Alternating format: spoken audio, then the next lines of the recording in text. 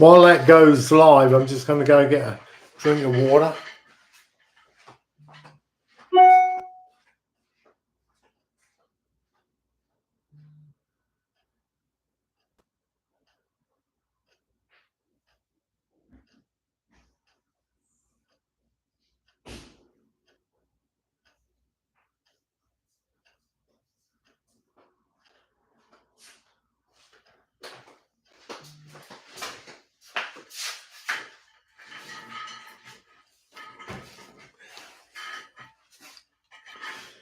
How you doing, mates?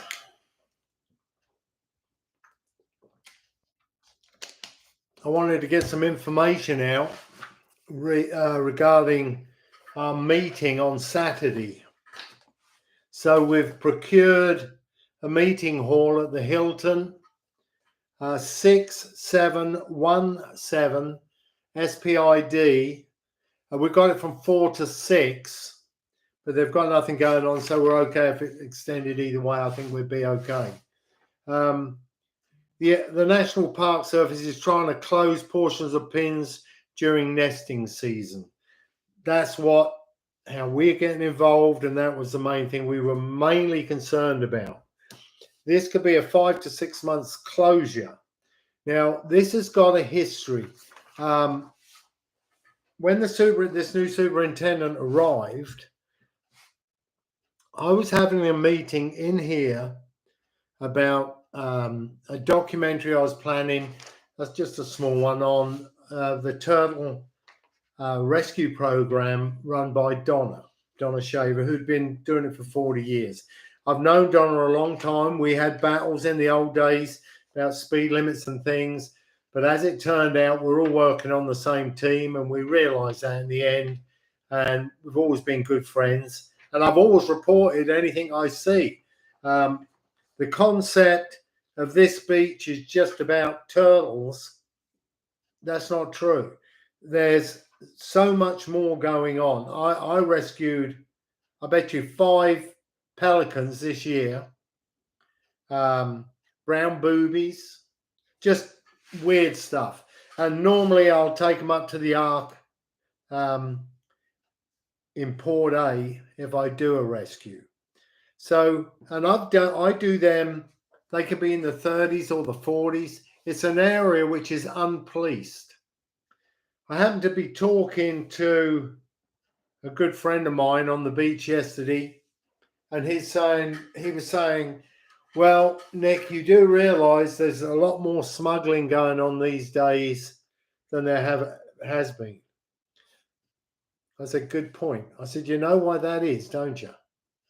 He said, why? I said, in the old days, Perky and Randy Reeder, 2 rangers who were there for a long, long time, every day, one of them would go all the way down to Mansfield and all the way back. Currently, the police an area, you very rarely see them at the 10, more likely the first 5 miles. He's asking for more police. Why? When there's a 5-mile beach, that's all they do is sit there, look for people speeding or people who need assistance who they're not going to assist. Just general crap. They're not there. If you ask any one of them, I say that there is 1 or 2 who know what's going on, but if you ask 1 or 2 of them, what's the water temperature? When's high tide? Is it safe to go? They wouldn't have a clue because they're not allowed to go down there. So the last thing I think we need is more police. And I personally think since this superintendent has been running this program, Eric Brudderman, it's been the worst I've ever seen this beach managed. And that's the gospel truth. There's no care for it. Yarborough Pass remain closed November, December. He's not there for the user. He really was sent here to close that turtle program down. Now, he's got a track record. There's a gentleman who wrote a book who will be watching this open meeting, and it was about Eric Brunham shut down a program. This guy was the expert. I brought the book, actually. I'll bring it to the meeting if anyone wants to look at it. But this guy wrote a book about what a hatchet man Eric is. He was sent here and to get the money that Donna Shaver had already procured in grants for the turtle program in Florida. One, I might admit, have just had this handed to me by someone saying what a disaster that is, leaving the eggs on the beach the way they're doing it. Donna had a very unique method of looking after the turtles, and all this guy's done is destroyed the program. And Donna, that was her life. We need to be at this meeting, guys, because I've heard in a roundabout way that these meetings that Eric is running in Corpus Christi and San Antonio, you're not going to be allowed to talk. They're not going to have your opinion expressed at these meetings. You're there to listen. They're going to give you cards that you can fill in, apparently, but it's total bullshit. And the other thing is, these things he's coming up with, increasing the police force. They don't need that, a police station.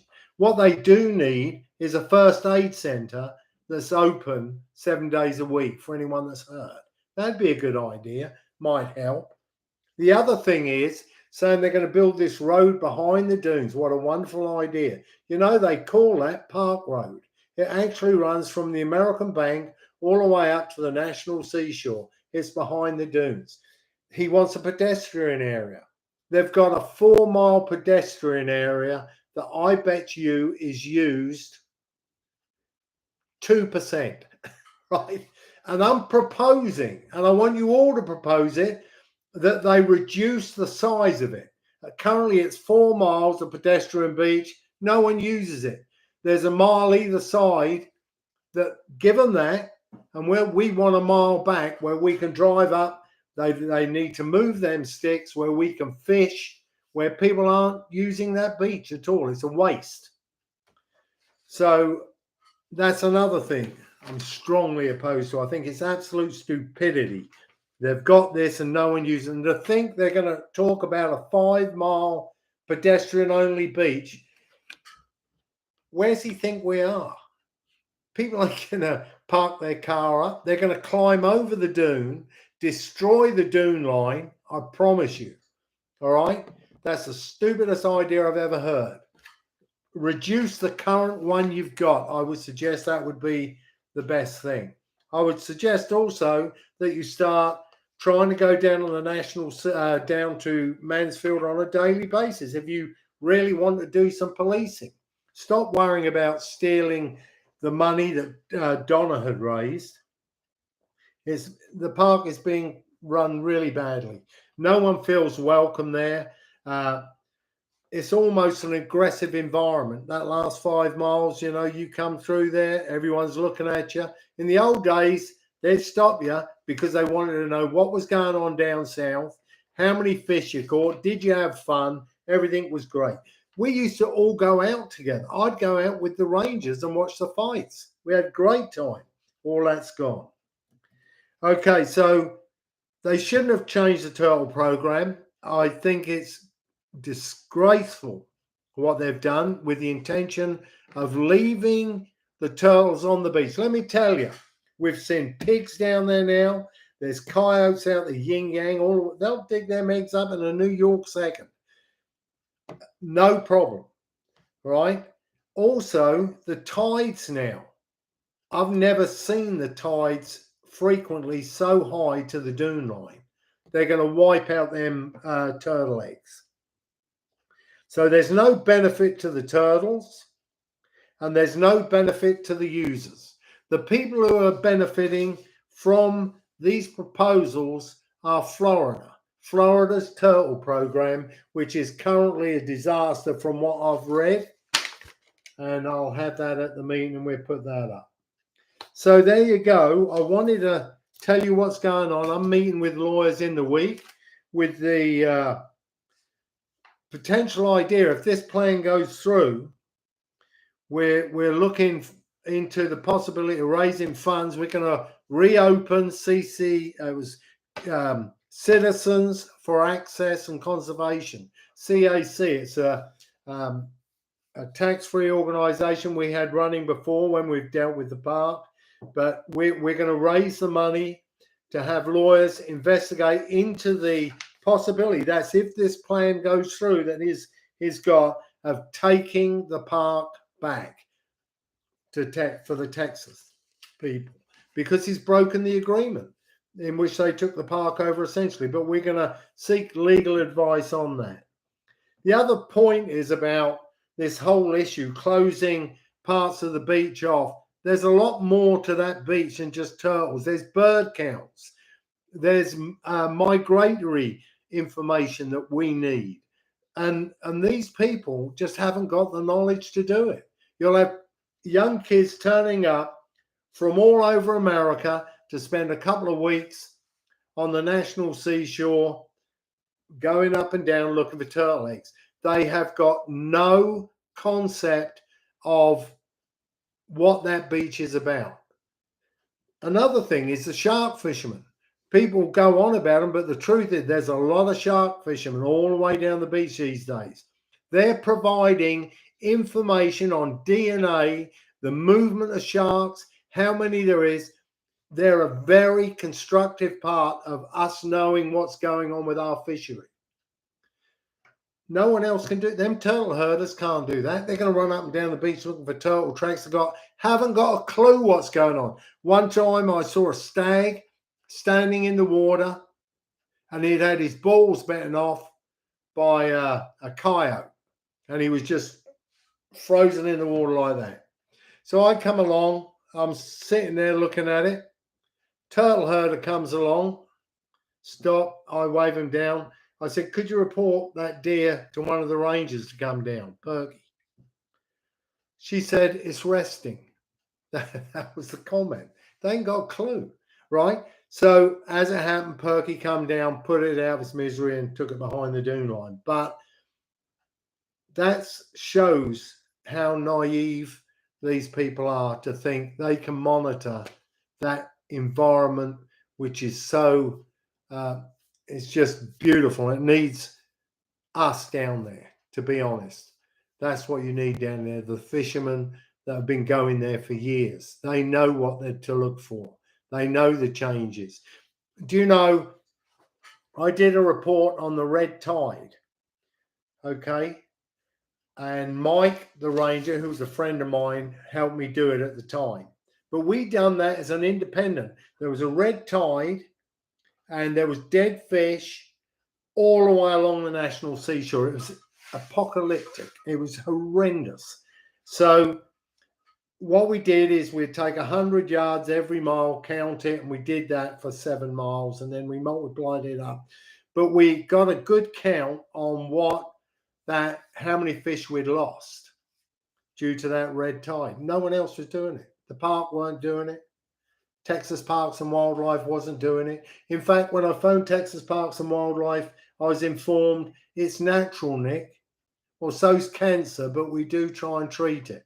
So anyhow, I strongly advise, if you're capable of getting to the meeting at the Hilton between 4 and 6 on Saturday, I look forward to see. We need to make this voice as powerful as possible, and we need to know what we're arguing about. And just remember, going to their meetings, I will attend, but they're not going to allow you to talk.